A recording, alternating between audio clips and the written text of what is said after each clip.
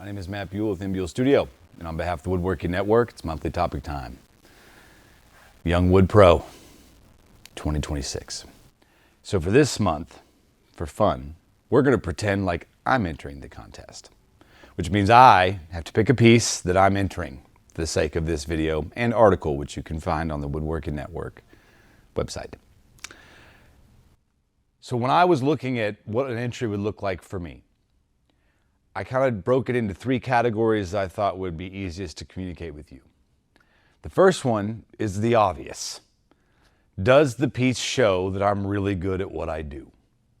Craftsmanship, quality, right? It's obvious because, well, it has to be. If you're not doing high-end work, or you're not doing quality level work that people want to pay for, you're not going to make any money. It's a big deal. And the truth is, yeah, if you're not very good at this, then why are you doing it? Or maybe you're not ready. So for that's going to be my number one thing I'm looking at. I need to present a piece that shows my skill set and my skill level. But then there's two other categories that I think, as a judge on the contest and as your host, that have become abundantly clear to me and very important. One of them is I want the piece to show that I have a business sense. And by that, is it marketable? Is it a piece that's repeatable? Because that's where the money is. I do one-offs for a living, and I'll tell you right now, there are times where that is not the best financial option. That's why I also have a lot of pieces that I have created or designed to be repeatable so that I can standardize some stuff. I kind of have a little bit of both worlds. But for this, we're looking at that second category that I'm talking about, is showing a good business sense, maybe through marketing, however you want to go about it. And also, is your piece repeatable? Or could you continue to sustain that quality of work in a way that you can make a profit? And then the third thing I was looking at was this one I'm going to catch some flack for. Details. And it's not just about the details of your handwork, hardware. Little things that set the piece apart, or little things that show prospective clients or buyers, purchasers, that this is of quality. So the first one is obvious, but we'll talk about it. Quality craftsmanship. Putting a piece out there that shows that I'm good at what I do and it's desirable. That's a big deal, especially this day and age. There's a lot of independent people making stuff and selling stuff. You know, a lot of times not a lot of times, often people come to me with these great ideas of things I should build to sell people. And as much as I love their interest and their passion, they have not done as much homework as I have. You know, there's a lot of pieces that I don't build that make money because I don't find them to really be of sustaining quality. And to me, it's a legacy thing. It's a marathon. It's not a sprint. So for me, quality is a big deal because it sets me apart from the 20 other guys in the zip code who have now decided to become woodworkers. I mean, that's just the reality of it. So it's a big deal. Showing you have a skill set that you have developed or that you are developing. So for this article and for this video, the piece I chose is it's a sideboard I do. It's called the Kingpin. And it is not probably my best piece. I'm not going to lie to you. I've made other pieces I like much better. However, it hit all three categories perfectly or just enough to get it in there. I felt like that was the entry. So from a quality standpoint, there's enough going on with this piece that shows that I know what I'm doing, and that also that this is a good product that is desirable, that's separated from something that's mass manufactured, or for some guy down the street that just opened up a shop in his garage and is marketing on Facebook. You know, I'm just being honest. This one sets apart.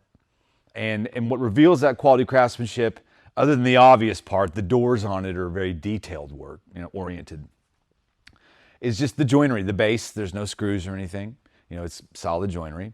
The angled sides, which I'll get to for another part, but those I freehand those on a bandsaw and then sculpt them with a sander into place. It's a refined piece, And when people look at it, they usually know this is not something in a department store that some startup just started doing. Okay, so that's a big deal. Quality craftsmanship. Got to be able to show that you're good at what you're doing. You want to get people's interest.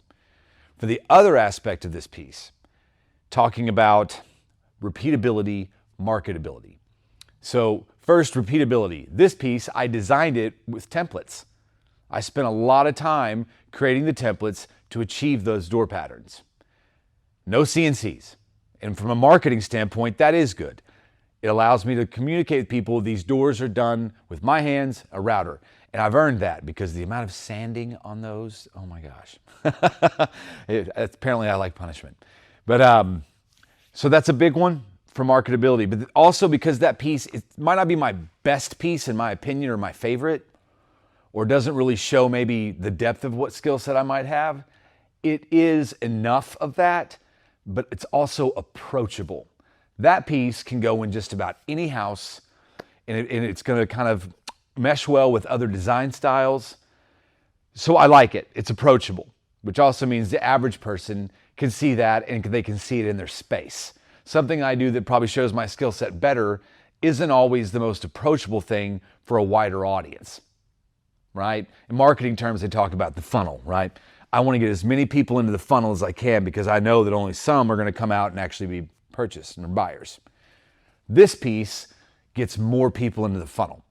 When I get into sculpted stuff, things like in sculpted pieces and more impressionistic pieces, I know that I am narrowing that scope of potential buyers. So from a business sense, this piece, that's the way to go. And it's repeatable. I've made, I don't know, several. There's one out in the wild right now, actually, at a gallery and store in Taos, New Mexico. Yeah, I'm talking about you, David. Anyway, so that's a good one. That's why I really liked it for this one. So the other thing I want to talk about is small details, big deal, and hardware. So on this piece, there's a lot of detail work, and especially anyone I've ever had one in shop. I usually have one. I'm out right now. People come by and check it out. That's what they marvel at. They did touch the door patterns and stuff. Everything is just so detailed. But also like those beveled, angled, slightly angled to kind of a point on the sides. That's detail. It's subtle. It's not ridiculous and in your face, but it is enough there to show that whoever designed it and built it was really mindful of a lot of little things. Also, the edges on that piece. So the exterior of it, I use a really large round over bit. The interior of those doors, I actually use a large chamfer bit. I wanted that competing, contrasting viewpoint. By using the bigger bits, it's got a really refined feel, but also a very refined visual. I know, got to put a lot of thought into this stuff. And I use the same big round over bit on most of the bases I do for that and many others. It's got more of a mid-century influence. So let's talk about hardware. Hardware can set you apart from other products. And it's not a pride thing because I didn't make the hardware, but I chose it. And some of that's through experience or talking to other people when I was younger who had experience, what hardware companies they used, what they liked. So this piece, there's no fancy hardware per se, but the hardware in it that's utilitarian is still really nice quality and ones that I've had really, really good results with. And it's pretty simple. The doors are, they're Bloom, soft close. I do believe they are inset door.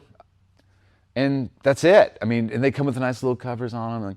There's several other companies out there. Gross is really good. I think it's Hedich is good. I've used Bloom for a long time. I've never had any problems and they've always functioned. I've never had anyone complain. And I'm 16, 17 years into this now. If one of those failed, I would have heard about it. So I go with that on the interior of the doors. It's clean, simple, the mechanism works, and it lasts forever. That's quality. And then for the latches, because there's no handles on the doors, I use a Sugatsuni magnetic push latch. They're fantastic. Sugatsuni is a company I use a lot of stuff for. And no, I'm not getting paid to mention these companies. And no, they're not sponsoring any of this. I'm just giving you my honest experience. And that's the stuff I put in my work. So those are higher end, I think, items without being ridiculous, unapproachable in price point. but they also just set a nice tone. When people come up, they don't even know to look for the latch because it's not there. And they just touch it, and it kicks out of them. It's just an experience, it's tactile. When they go to close the door and they notice it's slowly kind of doing its own thing and it won't slam. Those things are huge sales pitches too. And they're huge in a silent way. Okay? And then the other thing I always put on all my pieces is adjustable feet. Usually metal or something with some sort of softer bottom so it doesn't scratch up people's floors. But I like adjustable feet because I've never been in a house that had level floors perfectly. Where I live, it's humid beyond reason most of the year. So wood is expanding and contracting a lot. So that includes floors, walls, all that stuff. So I have found that the adjustable feet is just pro level stuff. That if someone gets to their house and you've played with it in your shop, it's perfect. You get to their house, it's not perfect, and all of a sudden they've got a loose piece or it's wobbly, and they can just adjust it, good to go. I've been doing that most of my career. Served me well. And then other details. So depending on what finish you use, and this is hard to do as an entry because an entry is online, right? There's no tactile experience for someone to have. But just so that you can take this into furthering into real world application, detail's a big deal, especially when you're making a quality product for a quality product price. The piece needs to feel right to people when they touch it. This is something that's going in their home or in an office, which is prideful, right? You want that to represent right. Other people will put their hands on it. So for me, that's a huge thing. And depending what finish you use, if you're doing oil-based finishes, especially rub on or wipe on stuff, then go high on the grits, man. I mean, there was a point in time where I was going like 3,400 on everything. Now, granted, I was making sure the wood was still getting it sealed and I was doing it in rounds, but I mean, to the point where people touched it, it felt like glass to them. And I don't know how many times I had remarks from clients when they got the piece about just, I can't believe how soft this thing feels, especially when it's a hardwood. But also if you're using, these days I mostly shoot waterborne finishes. So I can get to that 400 all day long if I really want to. But I've learned, if I'm wet sanding or if I'm not wet sanding and then having to do more coats, that the higher end detail feel is going to come down to making sure that I'm at a minimum of 320 on my finish sanding. Typically it's 400. And also that detail shows best when you actually do the ridiculous old school rigid thing. Sand through the grits all the way, all of them. So if I were putting together an entry, these are the things that I would be presenting, and these are the things I would be talking about in my entry. I would be saying, hey, this piece is made out of such and such lumber. And for me and repeatable with the Kingpin, I offer it in maple, white oak, walnut, cherry, which is a real love or hate in my experience from clients. They either love it or don't. But I offer them those four because they're domestic, they're easily accessible, and even when the price is changing, as it seems to do a lot in the last few years, I can still get a beat on it within reasonable time. But that's what I would be putting in my entry. I'd be explaining this is a hardwood piece. There was no CNC used on this. It was all done by hand. We sand all the way through the grits.